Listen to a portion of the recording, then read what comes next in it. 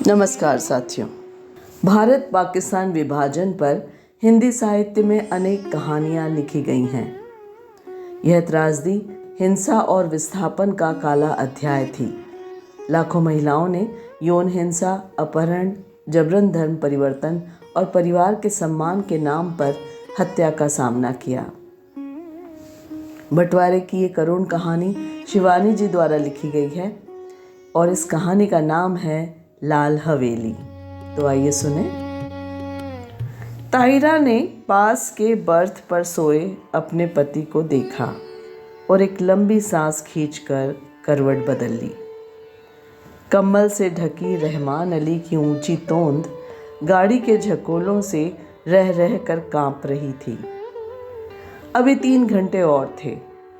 ताहिरा ने अपनी नाजुक कलाई में बंधी हीरे की जगमगाती घड़ी को कोसा। कमबख्त कितनी देर से घंटी बजा रही थी। रात भर एक आंख भी नहीं लगी उसकी। पास के बर्थ में उसका पति रहमान और नीचे की बर्थ में बेटी सलमा नींद में बेखबर बेहाल पड़े थे। ताहिरा घबरा कर बैठ गई। क्यों आ गई थी वह पति के कहने में? 100 बहाने बना सकती थी। जो घाव समय और विस्मृति ने पूरा कर दिया था, उसी पर उसने स्वयं ही नश्तर रख दिया। अब भुगतने के सिवाय और चारा ही क्या था। स्टेशन आ ही गया था। ताहिरा ने काला रेशमी बुर्का खींच लिया। दामी सूटकेस, नए बिस्तरबंद, एयरबैग, चांदी की सुराही उतरवा कर रहमान अली ने हाथ पकड़कर ताहिरा को ऐसे संभलकर अंदाज से उतारा जैसे उसकी पत्नी कांच की गुड़िया हो। तनिक सा धक्का लगने पर टूटकर बिखर जाएगी। सलमा पहले ही कूद कर उतर चुकी थी। ताहिरा ने देखा, दूर से भागते हाफते हाथ में काली टोपी पकड़े एक नाटे से आदमी ने लपक कर रहमान अली को गले से लगाया और गोद में लेकर हवा में उठा लिया। उन दोनों की आंखों से आंसू बह रहे थे। तो यही मामू बित्ते हैं, ताहिरा ने मन ही मन में सोचा, और ये भी बित्ते ही भर के। बिटिया को देखकर मामू ने झट गले से लगा लिया। ओह, बिल्कुल इस्मत ताई है रहमान, तेरी बेटी तो इस्मत ताई है। वे सलमा का माथा चूम चूम कर कहे जा रहे थे। वही चेहरा मोहरा, वही नैन नक्श। इस्मत नहीं रही तो खुदा ने दूसरी इस्मत भेज दी। और ताहिरा पत्थर की सी मूरत बनी चुप खड़ी थी। उसके दिल पर जो दहकते अंगारे दहक रहे थे, उन्हें कौन देख सकता था। वही स्टेशन, वही कनेर का पेड़। 15 साल में इस छोटे से स्टेशन को भी क्या कोई नहीं बदल सका? चलो बेटी, आओ चलो, मामू बोले। बाहर कार खड़ी है। जिला तो छोटा है, पर अल्ताफ की पहली पोस्टिंग यही हुई है ना। इंशाअल्लाह अब कोई बड़ा शहर मिलेगा। मामू के इकलौते बेटे अल्ताफ की शादी में रहमान अली पाकिस्तान से आया था। अल्ताफ को पुलिस कप्तान बनकर भी क्या इसी शहर में आना था? ताहिरा फिर मन ही मन में कुड़ी। घर पहुंचे तो बूढ़ी नानी खुशी से पागल सी हो गई।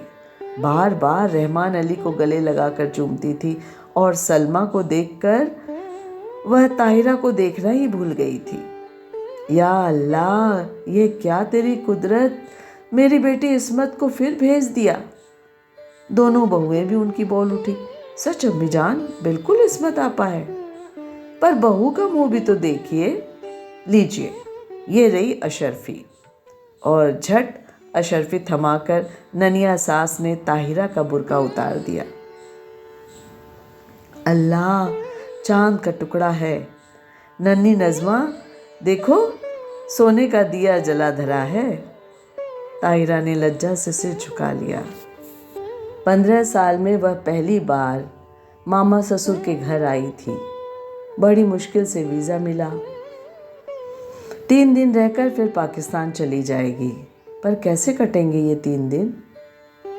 चलो बहू, चलो ऊपर के कमरे में चलकर आराम कर लो, मैं चाय भिजवाती हूँ, कहकर नन्ही मामी ने उसे ऊपर पहुँचा दिया।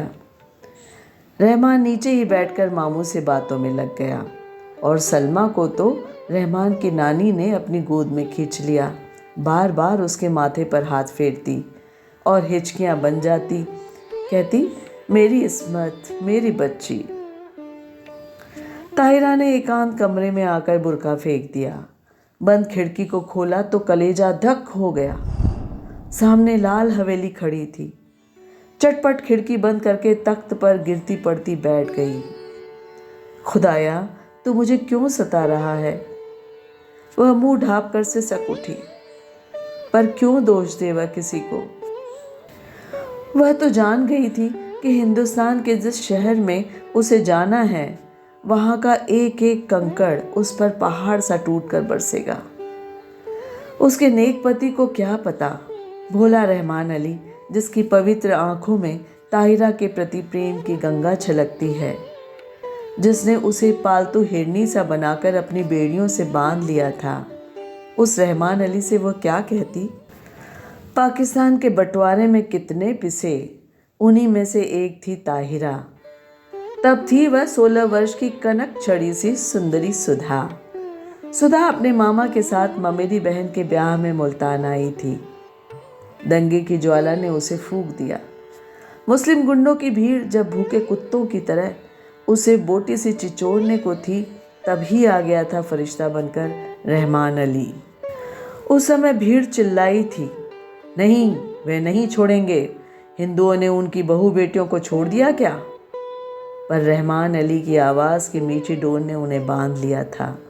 सांवला दुबला पतला रहमान सहसा कठोर बनकर मेघ बन उस पर छा गया।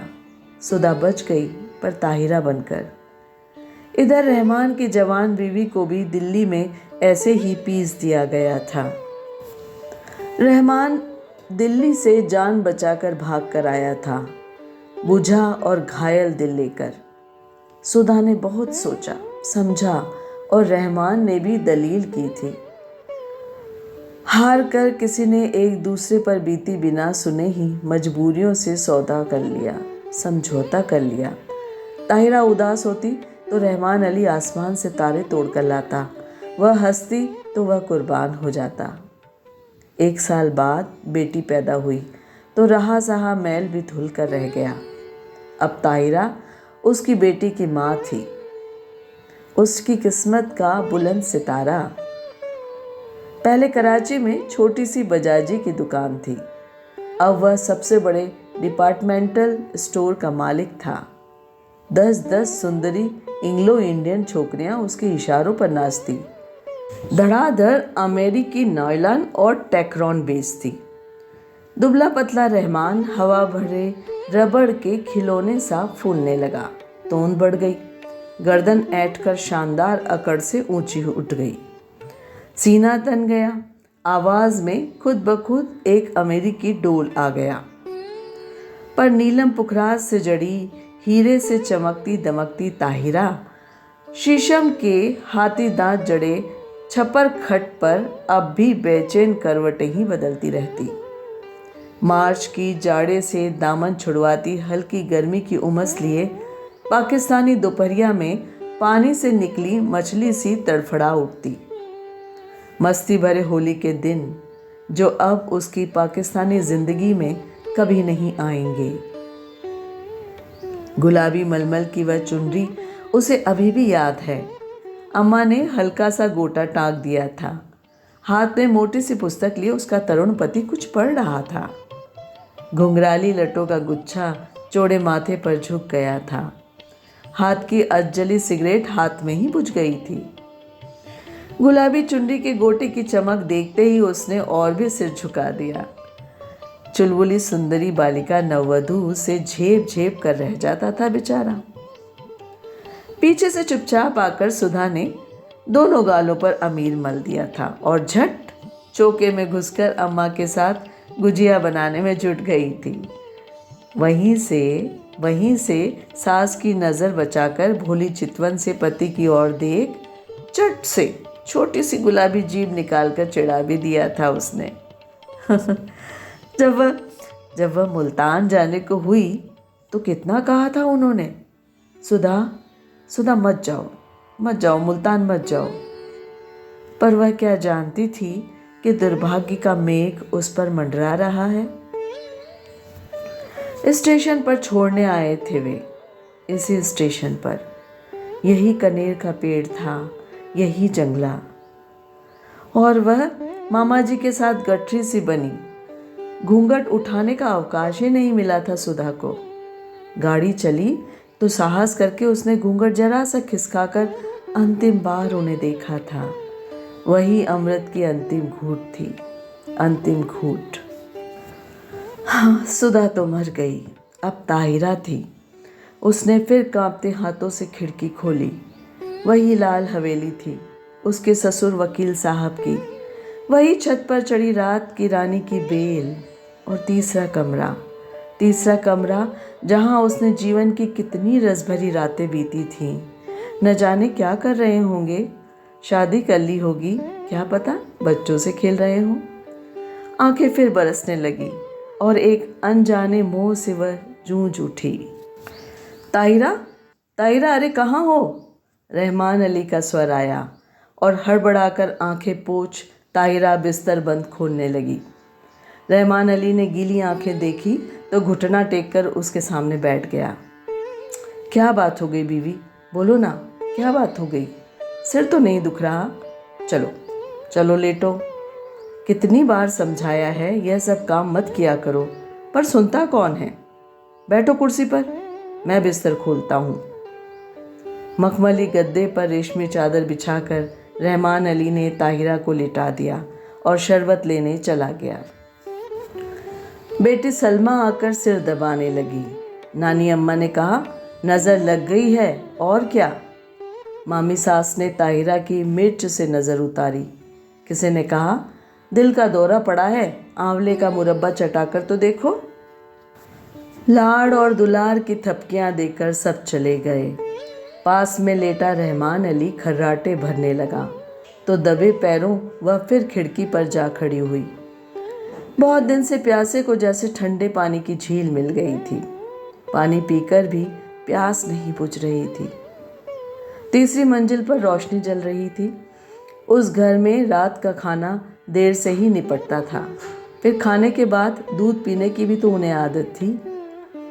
इतने साल गुजर गए, फिर भी उसकी एक एक आदत उसे दो के पहाड़े की जुबानी याद थी। सुधा, सुधा कहाँ है तू? उसका हृदय उसे स्वयं धिक्कार उठा। तूने अपना गला क्यों नहीं घोट दिया? तू मर क्यों नहीं गई कुएं में कूदकर? क्या पाकिस्तान के कुएं सूख गए थे? तूने धर्म छोड़ा पर संस्कार रह गए। प्रेम की धारा मोड़ दी पर बेड़ी नहीं कटी। हर तीज, होली, दिवाली तेरे कलेजे पर भाला भोंक कर निकल जाती है। हर ईद तुझे खुशी से क्यों नहीं भर देती? आज तेरे सामने तेरे ससुराल की हवेली है, जा उनके चरणों में गिरकर अपने पाप धो ले। ताहिरा ने सिसकियां रोकने को दुपट्टा मुंह में दबा लिया। रहमान अली ने करवट बदली और पलंग चरमराया। दबे पैर रखती ताहिरा फिर लेट गई। सुबह उठी तो शहनाइयाँ बज रही थीं। रेशमी रंग बिरंगी गरारा कमीज, अवरखी चमकते दुपट्टे, हिना और मोतियों की गमक से पूरा घर महक रहा था। पुलिस बैंड तैयार था। खाकी वर्दियां और लाल तुर्रम के साफे सूरज की किरणों से चमक रहे थे। बारात में घर की सब औरतें भी जाएंगी। एक बस में रेशमी चादर तानकर पर्दा खींच दिया गया था। लड़कियां बड़ी बड़ी सुरमेदार आंखों से नशा सा बिखेरती एक दूसरे पर गिरती पड़ती बस पर चढ़ रही थीं। बड़ी बूढ़ियां पानदान समेटकर बड़े इत्मीनान से बैठने जा रही थीं और पीछे पीछे ताहिरा काला बुर्का ओढ़कर ऐसी गुमसुम चली जा रही थी जैसे सुध बुध खो बैठी हो। ऐसी ही एक सांझ को वह दुल्हन बनकर इसी शहर आई थी, बस में सिमटी सिमटाई लाल चुनर से ढकी। और आज था स्याह बुर्का जिसने उसका चेहरा ही नहीं, पूरी पिछली जिंदगी अंधेरे में डुबो कर रख दी थी। अरे किसी ने वकील साहब के यहाँ बुल्लवा भेजा या नहीं? नानी अम्मा बोली और ताहिरा के दिल पर नश्तर फिरा। दे दिया अम्मी। मामू जान बोले, पर उनकी तबीयत ठीक नहीं है, इसी से नहीं आए। हाँ, बड़े नेक आदमी हैं। नानी अम्मी ने डिबिया खोलकर पान मुंह में भरा, फिर छाली की चुटकी निकाली और बोली, शहर के सबसे नामी वकील के बेटे हैं, पर आस न औलाद। सुना है एक बीवी दंगे में मर गई, फिर घर ही नहीं बसाया। बड़ी धूमधाम से ब्याह हुआ, चांद से दुल्हन आई, शाम को पिक्चर का प्रोग्राम बना, नया जोड़ा, बड़ी अम्मी, लड़कियां, यहाँ तक कि घर की नौकरानियां भी बन ठन कर तैयार हो गईं। पर ताहिरा नहीं गई। उसका सिर दुख रहा था। बेसिर पैर के मोहब्बत के गाने सुनने की ताकत उसमें नहीं थी। अकेले अंधेरे कमरे में वह चुपचाप पड़ी रहना चाहती थी। हिंदुस्तान, मेरे प्यारे हिंदुस्तान की आखिरी सांझ। जब सब चले गए तो तेज बत्ती जलाकर वह आदमकद आईने के सामने खड़ी हो गई। समय और भाग्य का अत्याचार भी उसका अलौकिक सौंदर्य नहीं लूट सका। वह बड़ी बड़ी आंखें, गोरा रंग और संगमरमर सी सफ़ेद देह, कौन कहेगा कि वह एक जवान बेटी की माँ है। कहीं पर भी उसके पुष्ट यौवन ने समय से मुंह की नहीं खाई थी। कल वह सुबह 4 बजे चली जाएगी।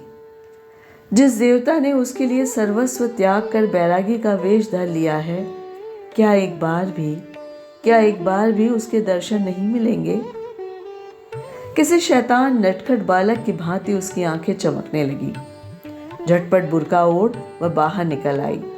पैरों में बिजली की गति आ गई, पर हवेली के पास आकर वह पसीना पसीना हो गई।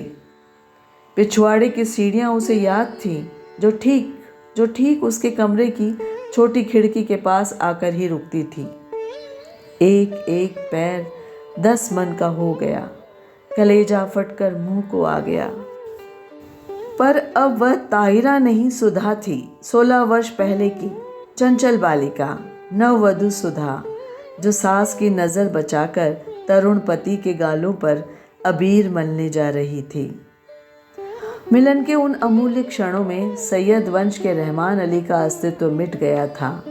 आखिरी सीढ़ी आई, सांस रोककर आंखें मूंद कर वह मनाने लगी, हे बिल्वेश्वर महादेव, तुम्हारे चरणों में ये हीरे की अंगूठी चढ़ाऊंगी। एक बार उन्हें दिखा दो, पर वे मुझे ना देखें। बहुत दिन बाद भक्त भगवान का स्मरण कर रहा था, कैसे ना सुनते। आंसुओं से अंधी ने देवता को देख लिया। वही गंभीर मुद्रा, वही लट्ठे का एक बर्रा पजामा और मलमल का कुर्ता। मेज पर अभागिन सुधा की तस्वीर थी। हाँ, सुधा की तस्वीर, जो गोने पर बड़े भैया ने खींची थी।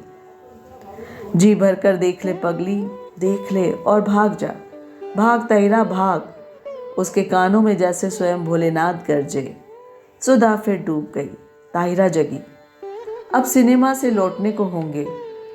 अंतिम बार आंखों ही आंखों में देवता की चरण धूलि लेकर वह लौटी और बिल्वेश्वर महादेव के निर्जन देवालय की ओर भागी। न जाने कितनी मनौतियां मांगी थी इसी देहरी पर। सिर पटक कर वह लौट गई। आंचल पसार कर उसने आखिरी मनौती मांगी, हे भोलेनाथ, उन्हें सुखी रखना, उनके पैरों में कांटा भी न गड़े। हीरे की अंगूठी उतार कर उसने चढ़ा दी और भागती हाफती घर पहुंची। रहमान अली ने आते ही उसका पीला चेहरा देखा तो नब्ज पकड़ ली। बोला, देखो बुखार तो नहीं है। अरे तुम्हारी अंगूठी कहाँ गई? वह अंगूठी रहमान ने उसे इसी साल शादी के दिन यादगार में पहनाई थी। न जाने कहाँ गई, कहाँ गिर गई। थके स्वर में ताहिरा ने कहा, कोई बात नहीं। रहमान ने झुककर ठंडी बर्फ सी लंबी उंगलियों को चूमकर कहा, ये उंगलियां आबाद रहे, इंशाअल्लाह अब के तेहरान से चौकोर हीरा मंगवा देंगे। ताहिरा की खोई दृष्टि खिड़की से बाहर अंधेरे में डूबती लाल हवेली पर थी, जिसके तीसरे कमरे की रोशनी दब से बुझ गई थी। ताहिरा ने एक सर्द सांस खींचकर खिड़की बंद कर दी और लाल हवेली अंधेरे में गले तक डूब चुकी थी। तो साथियों, ये थी सुधा उर्फ तायरा के असीमित दर्द की कहानी लाल हवेली। बंटवारे की ऐसी ही और कहानियाँ सुनने के लिए चैनल को सब्सक्राइब करें और अपनी टिप्पणी अवश्य दें। शुक्रिया।